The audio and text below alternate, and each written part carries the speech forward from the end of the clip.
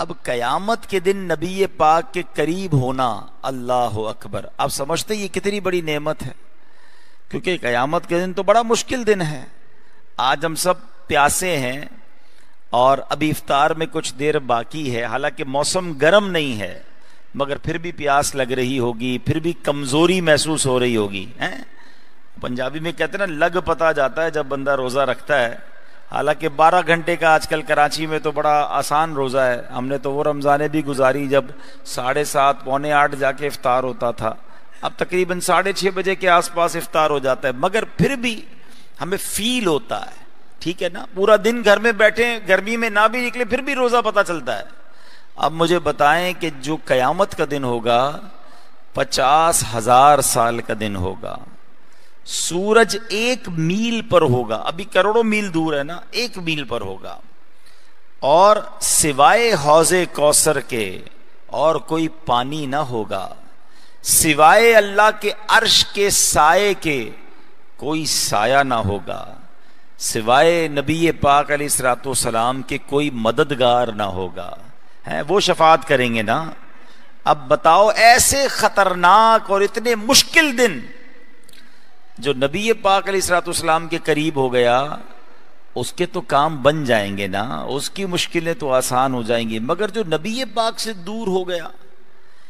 2 حدیثیں سناؤں گا۔ پہلی حدیث ہم نے کیا سنی کہ میرے سب سے نزدیک وہ ہوگا جس نے سب سے زیادہ درود پاک پڑھے ہوں گے قیامت کے دن۔ ایک حدیث پاک میں نبی پاک علیہ الصلوۃ والسلام نے کچھ اس طرح ارشاد فرمایا، جس کا مضمون ہے کہ قیامت کے دن وہ میرا چہرہ بھی نہیں دیکھ سکے گا جس کے سامنے میرا ذکر ہوا اور اس نے مجھ پر درود پاک نہ پڑھا۔ ابھی دونوں باتیں یاد رکھیے، ایک وہ ہے جو قریب ہوگا، صحبت مصطفیٰ مل جائے گی صلی اللہ علیہ وسلم، ایک وہ ہے جو دیدار بھی نہیں کر سکے گا۔ تو اب کتنا محروم ہے کہ جس کو دیدار نہیں ملے گا۔ ان دونوں چیزوں میں جو کامن چیز ہے وہ کیا ہے؟ ایک درود پڑھنے والا ہے، ایک ذکر مصطفیٰ صلی اللہ تعالی علیہ وسلم سن کر بھی درود نہ پڑھنے والا ہے۔ اب غور کر لیں کہ میری اور آپ کی زندگی درود والی ہے یا بغیر درود والی ہے۔ قیامت کا دن ہم سب نے فیس کرنا ہے۔ تو آج پہلا رمضان ہے نا، آج سے نیت کر لیں کہ انشاءاللہ اب روزانہ کثرت کے ساتھ درود پاک پڑھیں گے انشاءاللہ۔ اب درود پاک میں کمزوری نہیں آنی چاہیے، کثرت کے ساتھ پڑھتے چلے جائیں۔ اللہ مجھے بھی اور آپ کو عمل کرنے کی توفیق عطا فرمائے۔ ایک بار محبت کے ساتھ درود پاک پڑھ لیں۔ صلو علی الحبیب صلی اللہ تعالی علی محمد صلی اللہ علیہ وسلم۔ آج میں انشاءاللہ قرآن مجید فرقان حمید سے ایک ایسا واقعہ آپ کو سنانا چاہتا ہوں جو آپ نے ہو سکتا ہے پہلے بھی کئی بار سنا ہوگا، اور چونکہ پہلا روزہ ہے تو میں نے سوچا کہ قرآن پاک کی سب سے بڑی سورت، اور جو بالکل شروع میں آتی ہے سورہ فاتحہ کے بعد دوسری سورت ہی وہ ہے، اور وہ سورہ بقرہ ہے، ٹھیک ہے، ون آف دا بگیسٹ سورت آف قرآن۔ پہلے تو یہ سمجھ لیں کہ رمضان نزول قرآن کا مہینہ ہے، رمضان اور قرآن کو بڑی خاص نسبت حاصل ہے۔ شہر رمضان الذی انزل فیہ القرآن، اللہ قرآن میں کیا فرماتا ہے؟ رمضان کا مہینہ، what is the introduction of Ramzan? کون سا مہینہ؟ انزل فیہ القرآن، جس میں قرآن نازل کیا گیا، یعنی رمضان کا تعارف ہی قرآن ہے، سمجھیے بات کو۔ اب جو رمضان میں قرآن نہ پڑھے، رمضان میں قرآن سے اٹیچ نہ ہو، رمضان میں قرآن انڈرسٹینڈ نہ کرے، سمجھنے کی کوشش نہ کرے، تو پھر تو وہ رمضان کی وہ لذت کیسے پائے گا؟ آپ کو پتہ ہے قیامت کے دن روزہ اور قرآن بندے کی شفاعت کریں گے۔ روزہ اللہ سے کہے گا یا اللہ دن میں نے اسے کھانے پینے سے روکا تھا، اور قرآن کہے گا یا اللہ رات میں نے اسے قیام کر کے آرام سے روکا تھا، یہ رات قیام کرتا تھا۔ اب بتاؤ، جو روزہ رکھے اور قرآن نہ پڑھے تو وہ ایک سعادت سے تو محروم ہو رہا ہے نا۔ تو قرآن پڑھنا بھی ہے، انڈرسٹینڈ بھی کرنا ہے۔ یہاں میں ایک کتاب کا تعارف بھی آپ کو کروانا چاہتا ہوں۔ پہلے تو آپ ایک بات سمجھیے کہ پورے قرآن میں اپروکسیمیٹلی کم و بیش 6600 سے زیادہ کم و بیش آیتیں ہیں۔ ہمیں بہتر تو یہی ہے کہ پورا قرآن پڑھیں، انڈرسٹینڈ کریں، لیکن ان 6600 کے قریب آیتوں میں 89 کے قریب آیتیں وہ ہیں، 90 کے آس پاس آیتیں وہ ہیں جس میں اللہ کریم نے مجھ سے اور آپ سے براہ راست بات کی ہے، ڈائریکٹلی بات کی ہے. اور وہ آیتیں کون سی ہیں؟ یا ایھا الذین آمنو، اے ایمان والو، او یو بلیورز. کون ہے ایمان والا؟ میں ہوں اور آپ ہیں نا، ایمان والے ہیں نا بھائی. اللہ نے مجھ سے اور آپ سے بات کی ہے. وہ 89 آیتیں پڑھ لی آپ نے. یہ سوچئے، کوئی میرا 30 سال کا بھائی بیٹھا ہے، کوئی 40، کوئی 50 سال کا، کوئی 60 سال کا، اتنی زندگی گزر گئی. ہونا تو یہ چاہیے پورا قرآن پڑھ لیتے، چلے پورا نہیں پڑھا. وہ 89 90 کے قریب آیتیں جو ڈائریکٹ اللہ نے آپ سے اور مجھ سے بات کی ہے. ہمارا گاہک میسج کرے، ہمارا باس میسج کرے، ہمارا رشتہ دار میسج کرے، ہمارے بچے پیغام بھیجیں، ہم سارے وہ ضروری پیغام سنتے ہیں. اللہ نے پیغام بھیجا ہے، ہم نے پڑھ لیا ہے، ہم نہیں پڑھتے. افسوس ہوتا ہے جب کسی سے پوچھو تو کہتا ہے نہیں یار مجھے تو پتہ ہی نہیں ہے کہ اللہ نے ایمان والوں سے الگ سے بھی کوئی بات کی ہے. جی ہاں، ڈائریکٹلی دیکھیں، یا ایھا الناس، اے لوگوں کہہ کر اللہ نے الگ فرمایا، مگر کچھ جگہوں پر ڈائریکٹلی اے ایمان والوں کہہ کر فرمایا، ہمیں فرمایا. اب ہونا یہ چاہیے تھا کہ ہم پورے قرآن سے وہ ساری آیتیں ڈھونڈ کر خود پڑھتے، تھوڑا مشکل ہو جانا تھا. دعوت اسلامی والوں نے ہمارا کام آسان کر دیا. یہ میرے ہاتھ میں کتاب ہے، کتاب کا نام ہے اے ایمان والو. میں آپ سب کو مشورہ دوں گا رمضان میں یہ کتاب ضرور لے لیں. اور جو لوگ تحفے بانٹتے ہیں نا، رشتہ داروں کو، کوئی مٹھائیاں بھیج رہا ہے، کوئی سوئیاں بھیج رہا ہے، کوئی پتہ نہیں کیا بھیج رہا ہے، ٹھیک ہے، کھانے پینے کا اپنا انداز ہے، مگر میرا مشورہ ہے کہ یہ کتاب تحفے میں بھیجیں. اس میں وہ تمام 89 90 کے قریب آیتیں موجود ہیں جس میں اللہ نے قرآن میں ہم سے کیا بات کی. صرف آیت نہیں ہے، اس کا ترجمہ بھی ہے، اس کی تفسیر بھی ہے. تو میری گزارش یہ ہے یہ کتاب خرید لیں، ورنہ دعوت اسلامی .net پہ ہو سکتا ہے یہ ڈاؤن لوڈ کے لیے اویلیبل ہو، ڈاؤن لوڈ کر لیں. مکتبۃ المدینہ تو فون کر کے بھی منگوایا جا سکتا ہے. خود پڑھیں. اب روز کی اگر آج سے کوئی شروع کر دے نا کہ آج سے میں 3 آیتیں پڑھوں گا، ترجمہ بھی پڑھوں گا، تفسیر بھی پڑھوں گا، 15 منٹ لگیں گے، مگر کیا ہوگا؟ رمضان ختم ہوگا، آپ کی پوری 90 آیتیں 89 آیتیں ہو جائیں گی. آپ اسی رمضان کے بعد یہ کہہ سکیں گے کہ میں نے وہ آیتیں پڑھ لی ہیں جو اللہ نے مجھ سے بات کی ہے. تسلی ہوگی نا یار. پھر عمل کرنا اور بات ہے، ایٹ لیسٹ پڑھ تو لو. وہ بھی ٹائم نہیں ہے ہمارے پاس. تو امید کرتا ہوں کہ اللہ کرے لائیو بھی مجھے سننے والے سن رہے ہیں. یہ بڑی کمال کی کتاب ہے، اسے پڑھیں، حاصل کریں، تقسیم کریں اور علم حاصل کریں. اب میں آج آپ کو قرآن پاک کی سورہ بقرہ کا جو مین واقعہ ہے وہ سنانا چاہتا ہوں. بقرہ کہتے ہیں گائے کو، ٹھیک ہے. عربی میں بقرہ یہ وہ والا بکرا نہیں ہے جو ہم اردو میں بکرا کہتے ہیں. یہ قاف کے ساتھ با قاف را ہا، بقرہ، اس کے معنی ہے گائے. اب اتنی بڑی قرآن کی سورت اور اس کا نام گائے کے نام پہ کیوں رکھا گیا؟ یہ بڑی کمال کا واقعہ، اللہ کی قدرت کا شاندار اس میں نظارہ ہے. اور یہ کون سی گائے تھی؟ یہ دنیا کی سب سے مہنگی گائے تھی. The most expensive cow in this world. یہ وہ والی گائے تھی. ماجرا کیا ہوا کہ بنی اسرائیل میں ایک بڑا نیک اور صالح بزرگ تھے. ان کا ایک بچہ تھا جو نابالغ تھا. اب اس بزرگ کے پاس، اس نیک بندے کے پاس مال میں فقط ایک چھوٹی سی بچھیا تھی. ابھی بڑی گائے نہیں بنی تھی، ایک بچھیا تھی. ان بزرگ نے کیا کیا کہ دیکھا بچہ چھوٹا ہے، سنبھال نہیں سکے گا. ایک جنگل میں گئے اور اللہ کی بارگاہ میں دعا کی کہ اللہ یہ گائے میں تیرے سپرد کرتا ہوں، جب بیٹا بڑا ہو جائے تو اے امانتوں کو سنبھالنے والے میرے بیٹے کو یہ گائے واپس لوٹا دینا. اللہ کے بھروسے وہ گائے اس نے جنگل میں چھوڑ دی کہ میں تیری امانت میں دیتا ہوں. کچھ دنوں کے بعد ان کا انتقال ہو گیا. بچہ ابھی چھوٹی عمر تھی. اب تھوڑے عرصے کے بعد وہ بچہ بڑا ہو گیا، جوان ہو گیا. تو اس کی ماں نے کہا کہ بیٹا تمہارے والد نے تمہارے لیے ایک امانت چھوڑی اللہ کی بارگاہ میں، جاؤ اور جا کر جنگل کے پاس جا کر دعا کرنا تو انشاءاللہ وہ تمہیں جو ہے وہ مل جائے گی گائے واپس. بچہ تھا بڑا نیک، اس کی روٹین کیا تھی کہ وہ ماں کی بڑی خدمت کرتا تھا، وہ سارا دن لکڑیاں کاٹتا تھا جنگل سے، اور اس نے اپنی کمائی کے 3 حصے کیے ہوئے تھے۔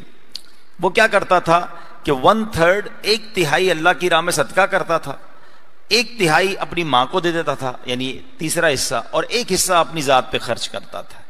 اور رات کے بھی 3 حصے کیے تھے، 1 حصہ عبادت کرتا تھا، 1 حصہ آرام کرتا تھا، اور 1 حصہ ماں کی خدمت کرتا تھا۔ دن تو سارا دن لکڑیاں کاٹتا تھا، نیکوکار بھی تھا، صدقہ بھی کرتا تھا۔ اب جب اس نیک بچے کو ماں نے کہا نا کہ بیٹا جاؤ جنگل میں اور جا کر اللہ سے دعا کرو تو تمہیں گائے مل جائے گی، تو دعا کیا کرنی تھی؟ اے ابراہیم اور اسماعیل اور حضرت اسحاق علیہم السلام کے خدا، تو میرے باپ کی سونپی ہوئی امانت مجھے واپس دے دے۔ اور اس بچیا کی نشانی یہ ہے کہ وہ پیلے رنگ کی ہے، ماں کہتی ہے، اور اس کی خال اس طرح چمک رہی ہوگی گویا سورج کی کرنیں اس سے نکل رہی ہیں۔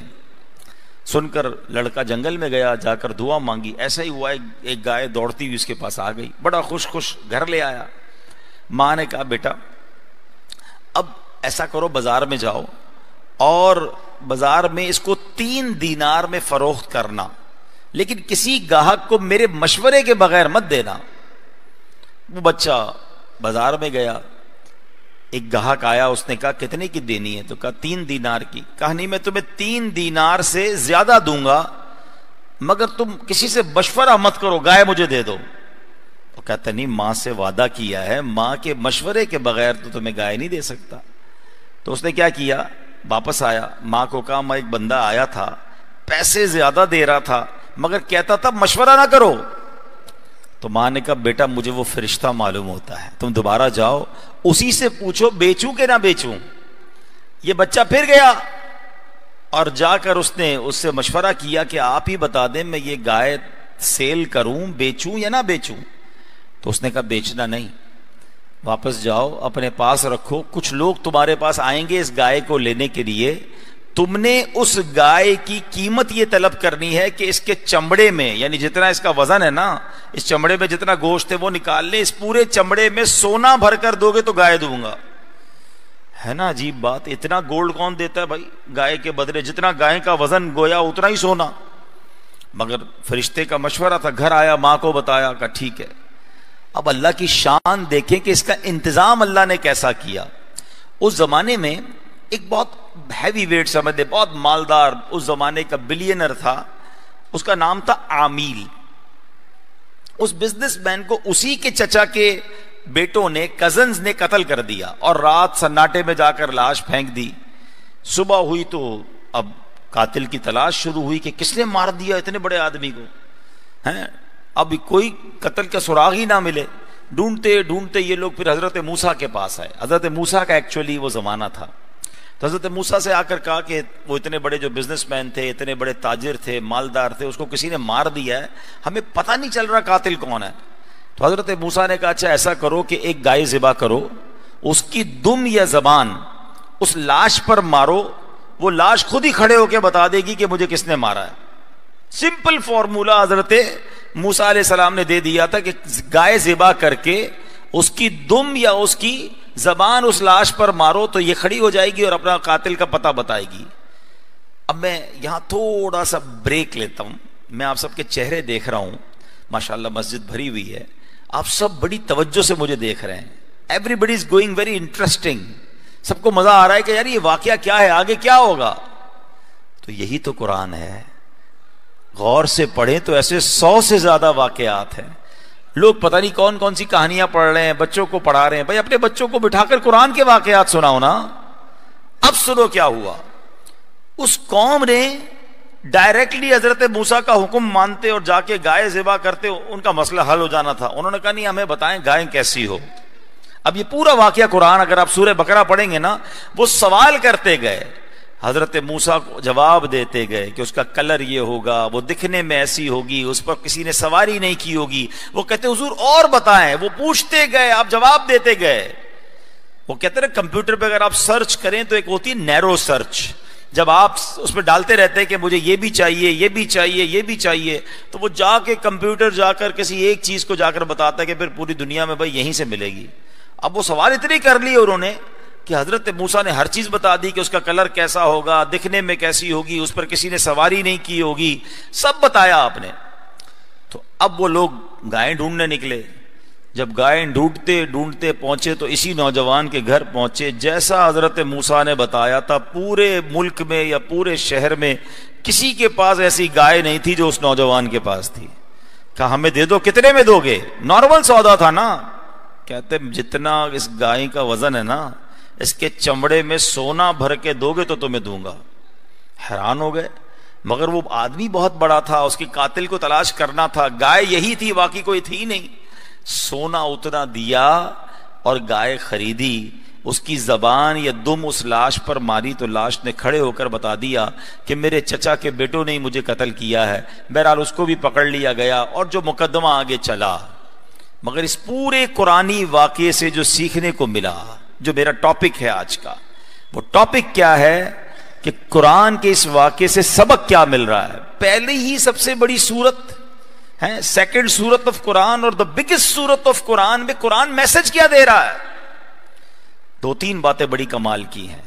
پہلی بات تو یہ سیکھنے کو مل رہی ہے کہ ماں کی خدمت ہے، ماں کی دعا، اپنے والدین کے ساتھ جو اچھا سلوک کرتا ہے اللہ اسے کیسے نوازتا ہے. ایک چھوٹی سی گائے تو تھی، مگر اللہ نے اس گائے کی برکت سے اس بندے کو بلینر بنا دیا. اس زمانے کا کتنا بڑا مالدار بن گیا.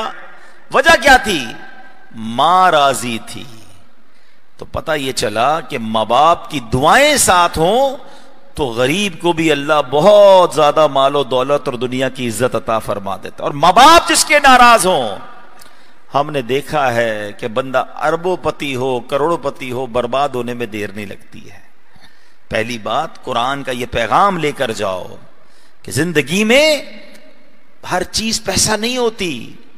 دنیا والوں کے لیے ٹائم، ماں کے لیے ٹائم نہیں، والد کے لیے ٹائم نہیں. اس بچے نے کیا کیا تھا؟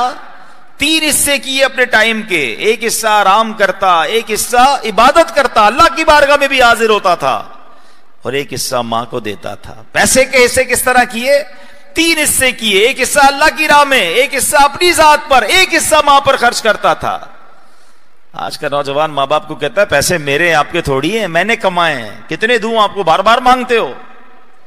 یہ نہ کرنا. میرا جو کچھ ہے وہ سب میرے ماں باپ کا ہے. ہاں. پھر دوسری بڑی بات اس واقعے سے جو سیکھنے کو مل رہی ہے کہ اس نیک بندے نے کتنا مال چھوڑا تھا. بتاؤ نا، کیا کروڑوں اربوں روپے چھوڑے تھے؟ نہیں. ایک بچیا آج کے حساب سے چند ہزار روپے کا مال چھوڑا تھا. اس زمانے میں تو چند روپوں کا یہ مال ہوگا، مگر حلال تھا نا. اس حلال کے چھوڑے ہوئے مال میں اللہ نے کتنی برکت ڈالی کہ اس کی اولاد کو اللہ نے کہاں پہنچا دیا.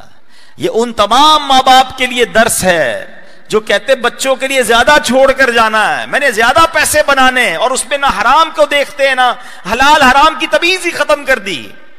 یہ نہیں سوچتے کہ یار حرام کما کر زیادہ چھوڑ بھی گیا تو یہ حرام تو میرے بچوں کے لیے بھی سزا کا باعث بنے گا، میرے لیے بھی سزا کا باعث بنے گا. تھوڑا ہو، حلال ہو، اللہ اس پہ برکت ڈال دیتا ہے. تو زیادہ کے چکر میں نہ پڑیں. اس بندے نے پتہ ہے اصل چیز کیا چھوڑی تھی، جو سمجھانا میں چاہ رہا ہوں. اس نے نیک اولاد چھوڑی تھی. اس نے شاندار تربیت کی تھی اپنی اولاد کی. باپ کی تربیت تھی نا کہ مرنے کے بعد اس بیٹے نے ماں کو نہیں چھوڑا، ماں کا سہارا بنا، ماں کی خدمت کی، عبادت کی. آج میں اور آپ کہتے ہیں مجھے بچے کا اچھا مستقبل بنانا ہے، اور اس اچھے مستقبل کے چکر میں ادھر پڑھانے کے لیے بھیج رہے ہیں کہ جہاں بچے کا دین، ایمان، اعمال سب برباد ہو رہے ہیں. یہ کون سا اچھا مستقبل ہے؟ پہلے تو ہم بیرون ملک کے اسکول کالجز کے واقعات سنتے تھے کہ بھائی بیرون ملک میں کوئی بچہ جاتا ہے تو معاذ اللہ اعمال بھی برباد، دین کے معاملات بھی بڑے خراب ہو جاتے ہیں. بڑا ڈر لگتا ہے کہ یار کیوں بھیج رہے ہو کافروں کے ملکوں میں. مگر اب تو جو ہمارے تعلیمی اداروں کا حال ہو گیا، آئے دن آپ خبریں سن رہے ہیں. میں کسی کا نام نہیں لیتا، پچھلے دنوں سوشل میڈیا پہ واقعہ بڑا مشہور ہوا نا کہ 2 دوستوں نے نشہ کرنے کے معاملات اور پتہ نہیں لڑکی کے معاملات تھے کیا تھے، ایک نے ایک کو جلا دیا. اور یہ پہلی بار نہیں ہوا ہے، ہر تھوڑے دنوں بعد آپ یہ کون ہوتے ہیں اسکول کالج کے پڑھنے والے، کہاں سے یہ نشہ مل رہا ہے، کہاں سے یہ سپلائی ہو رہی ہے. ہم ماں باپ تو آنکھیں بند کیے ہوئے ہیں. آج تو نہ جانے بھئی میرا بیٹا فلاں کالج فلاں یونیورسٹی میں جا رہا ہے, کدھر جا کر پڑھ رہا ہے یا بگڑ رہا ہے, اس کی صحبتیں کیا ہیں. یہ بوائے فرینڈ گرل فرینڈ جو کلچر بڑھتا جا رہا ہے, اور جس طرح یہ کو ایجوکیشن میں شرم نہیں آتی ان ماں باپ کو جو اپنے بچوں کو, جوان لڑکی کو جوان لڑکے کو ایسے اسکول میں بھیج رہے ہیں لڑکا لڑکی ساتھ بے پردہ بیٹھے ہوئے ہیں. یار آپ مجھے بتائیں, دو تار ملیں گے تو اسپارک تو ہوگا نا. آپ سوچ نہیں رہے آپ کیا کر رہے ہیں اپنی اولاد کے ساتھ, ان کی آخرت کے ساتھ بھی کھیل رہے ہیں.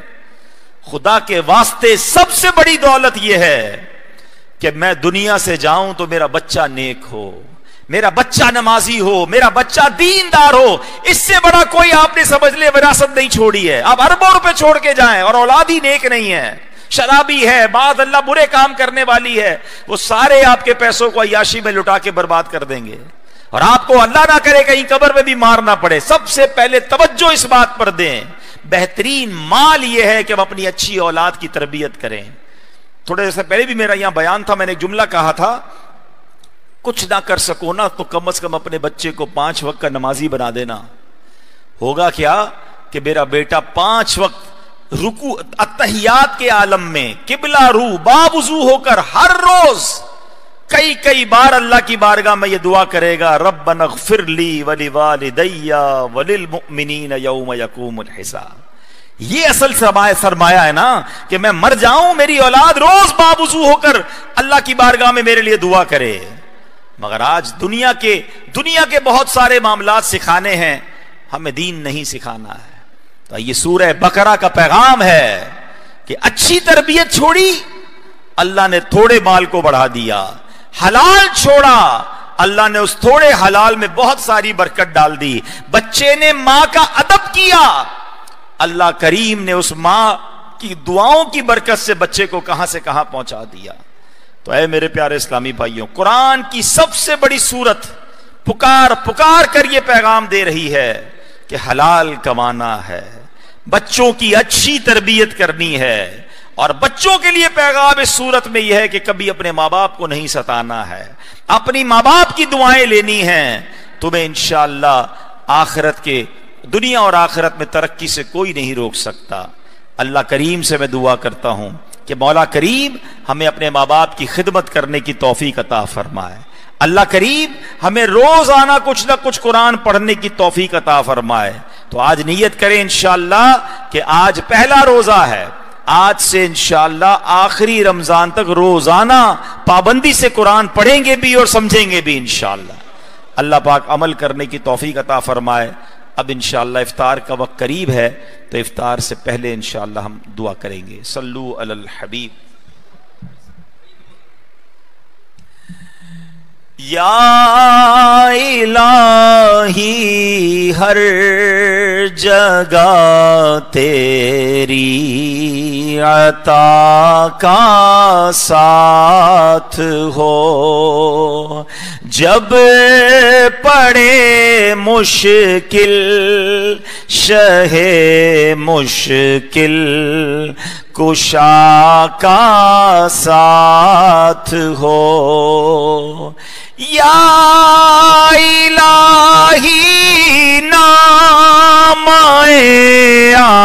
اعمال جب کھلنے لگے, عیب پوشے خلق ستارے خطا کا ساتھ ہو. الحمدللہ رب العالمین والصلاة والسلام على خاتم النبیین.